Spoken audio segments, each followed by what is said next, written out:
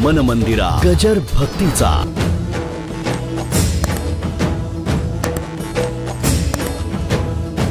एखाद्या वस्तूकडे वाईट दृष्टिकोनातून बघितलं तर माया आहे आणि चांगल्या दृष्टिकोनातून बघितलं तर माया आहे.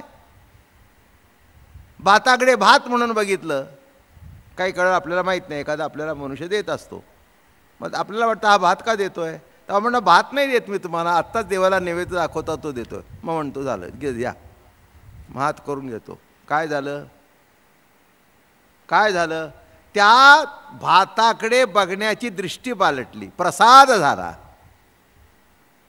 प्रसाद झाला. तसं जीवन हे नाशिवंत आहे का अविनाश आहे याचा विचार करू नका, हा प्रभू प्रेमाचा प्रसाद आहे. म्हणून सेवन केले की त्याचा आनंद तुम्हाला भेटेल. केली अनुभवामृतान पान समाधी पावे समाधान, दोन्ही दशा सांडोनी हेची होय, समाधीला सुद्धा समाधान प्राप्त होईल. अमृतानुभव नीट कळल्यानंतर सांडोनी सविकल्प निर्विकल्पपण सद समाधी हा जाण. सविकल्प समाधी का निर्विकल्प समाधी नव्हे, उघड समाधी हरिकथा सोहळा आणि नरनारी बाळा लहान थोरा. विकल्प का सविकल्प नाही, प्रश्नच येत नाही. आओ हे आत्मा अवैभवस्थान आत्मारामाचे रमण, ऐसे बोलोनी उपसंहारण अवसान केले. काय आहे ते आत्मारामाचं दर्शन आहे. आत्माराम व्यतिरिक्त दुसरं काही भरलं नाही. आता ही शेवटची होई. म्हणून ज्ञानदेव म्हणे अनुभवामृत येणे सणुभोगी जे सणे विश्वाचेनी. आणि म्हणून ज्ञानेश्वर महाराज म्हणतात या अमृतानुभवरूप आनंदाच्या सणाच्या सोहळ्यात सर्व विश्वाने उपभोग घ्यावा.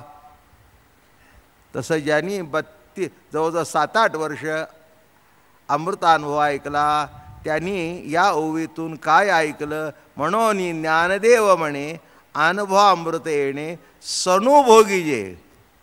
हा सण झाला तुम्हाला. काय झालं, अमृतानुभवाची प्रवचन हा सण आहे, सण. सणाच्या दिवशी पक्वान्न करणं, नीटनेटके कपडे घालणं, बरं का. अहो काय आज अगदी, अहो काय हा सण आहे आमचा. इतर समाजाचा असतो नाही तर नसतो. अरे काय, अरे आमचा आम्हाला दिवाळी आहे, सण आहे आमचा. तसं ज्ञानोबाराय म्हणतात या अमृतानुभवाचा सण साजरा करा. सण आहे हा, सण रोज येत नाही. म्हणून सणाच्या दिवशी जर इकडे तिकडे बोलण्यात झालं, अरे कार्ट्यानो सणाच्या दिवशी तरी भांडू नका. एरवी शंख करताय ते ऐकते मी, आज सण आहे, आज सण आहे. तसं अमृतानुभवाच्या दारात उभा राहिल्यानंतर सण आहे, तिथे तरी भेद मानू नका. ब्राह्मण का क्षत्रिय का वैश्य का शूद्र, चांगला का वाईट, पापी का पुण्यवान, बद्ध का मुमुक्ष का मुक्त का पामर, सगळ्या बाजूला काढा. सण आहे.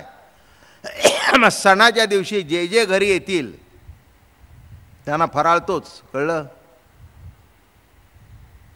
आधी भांडीवाली जरी आली तरी तिचा सुद्धा फराळ काढून ठेवलेला असतो. बाहेरचा झाडलोट करणारा जरी आला, अरे बाबा घेऊन जा, हा तुझा फराळ काढून ठेवलाय. तीच चकली तेच का. अहो आज अगदी त्याला बोलवून देताय. अहो 12 महिने आमची गल्ली झाडतो, सणावारला त्याला द्यायला पाहिजे. त्यांची परिस्थिती असेल नसेल म्हणून आम्ही मुद्दाम देतो. माझं बोलणं कळलं का. तसं ज्ञानोबाराय म्हणाले कोणीची अमृत अनुभव ऐकण्याची क्षमता असेल नसेल, पण हा सण आहे, आम्ही वाटतोय, घेऊन जा.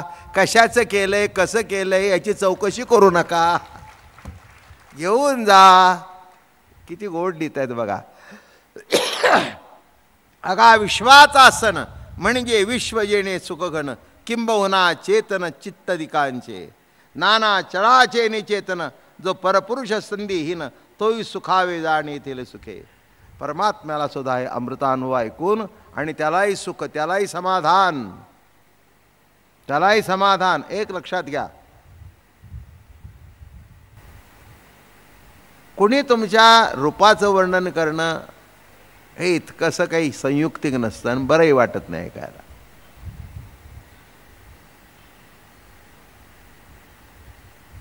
काय 10 माणसांनी मला येऊन ते सांगितलं, वा मला तुम्ही छान. अरे गप ना, आज तुमचा फेटा फार चांगला. अरे बस ना गप, तुला काय करायचंय. जसा असेल तसा असेल. पण तुम्ही जर म्हणाला ना, महाराज अमृतानुभव छान झाला, असं बरं वाटलं ना, हां हे कशाचं आहे. हे माझं व्यक्तिगत वर्णन नाही आहे, तर त्या स्वरूपाचं वर्णन आहे. हे बघा, मी दिसतो हे माझं रूप आहे आणि प्रवचनातून प्रगट होतो ते स्वरूप आहे. दात कशाला आहे, मी काय नट आहे काय, नाही का. नाही, दाद रूपाला नाही, दाद दिसण्याला नाही. दाद जे आहे तो आतून प्रगट होतं त्याला. तुम्ही अधूनमधून टाळ्या वाजवता, रोजच्या प्रवचनातून 7-8-10 वेळा ते टाळ्या होत का. त्या मला टाळ्या नाही आहेत, ते वाजवणं तुम्ही टाळू शकत नाही म्हणून टाळी पडते. ते बरं वाटतं, तो शब्द कुठेतरी आतमध्ये जाऊन बरोबर त्या ठिकाणाला पोचतो आणि टाळी आपोआप येते. आणि म्हणून या ठिकाणी महाराज म्हणाले, नाना परमात्मा जरी परिपूर्ण तरी शास्त्र तेथीच रमण, सुख सुखाचे आरोगण. परमात्मा जरी परिपूर्ण आहे तरी त्याला सुद्धा त्याची स्तुती ऐकायला आवडते. परमात्म्याला माहिती नाही का मी दिसायला सुंदर आहे, तरी पण तो डोलतो केव्हा माहिती आहे का. सुंदरते ध्यान उभे विटेवरी, करकटावरी ठेवोनिया, तुळशी हार गळा कासे पितांबर. देवालाही बरं वाटतं, बरं वाटतं. हां, ज्ञानोबारायांनी स्वरूपाचं वर्णन केलं असेल, पण पंढरपूरला त्याला बघितल्यानंतर म्हणाले, रूप पाहातालोचनी सुख झाले हो साजणी. देवा काय तुझं रूप सुंदर रे, काय गोजिरा दिसतोस. साजिरे गोजिरे रूप मनोहर ध्यानी निनंत. आता त्याला माहिती नाही का, नाही का. एखादी नटी अतिशय सुंदर आहे आणि मेकअप बिकअप करून 50 वेळा आरशातून बघून बाहेर पडते आणि पुन्हा अधूनमधून अशी बघतेच. बरोबर आहे ना. आता तिला माहिती नाही का मी सुंदर दिसते, पण तुम्ही जर म्हटलं ना, ओ व्हॉट अ ब्युटिफुल, थँक्यू, आनंद वाटतो. मी तुम्हाला काय सांगू, सुंदर असणं किंवा सुंदर झाणं यांना महत्त्व नाही, ॲप्रिशिएशन इज महत्त्वाचं आहे. तसं देवाची स्तुती करणं म्हणजे ॲप्रिशिएट करणं. वा देवा, पांडुरंगा काय सुंदर दिसतोस रे, साजेर दिसतोस, गोजेर दिसतोस, तुझं रूप किती मनोहर आहे, हे त्याला म्हटलं की तो पागळलाच. आई किती तरी रागवली असली की नाही, आय आय कार फाडत फोडीन, मार घे मग, मार घे, मार घे, मार घे. किती उशीर केलास, दोन खाली आला. माझं बोलणं कळलं का. अगं मला माहिती आहे, मारलंस तरी काय बिघडलं, तुझ्याशिवाय कोण मारणार आहे मला. असं म्हटलं की जवळ घेतलं, पापा विप्पा घेतला, माझा सोन्या रे, माझा लाडक्या रे, काय गंमत आहे. तसं देवाला माहिती आहे तो कसा आहे. तो विठो सुंदरा सुंदर. विठो कसा आहे, नुसता सुंदर नाही तर सुंदरा सुंदर.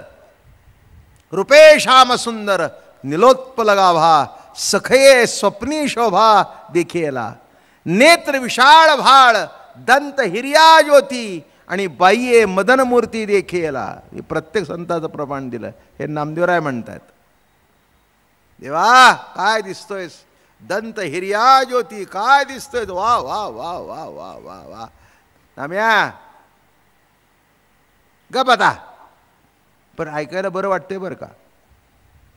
म्हणून भजनाची सुरुवात नेहमी रूपाच्या अभंगाने होते.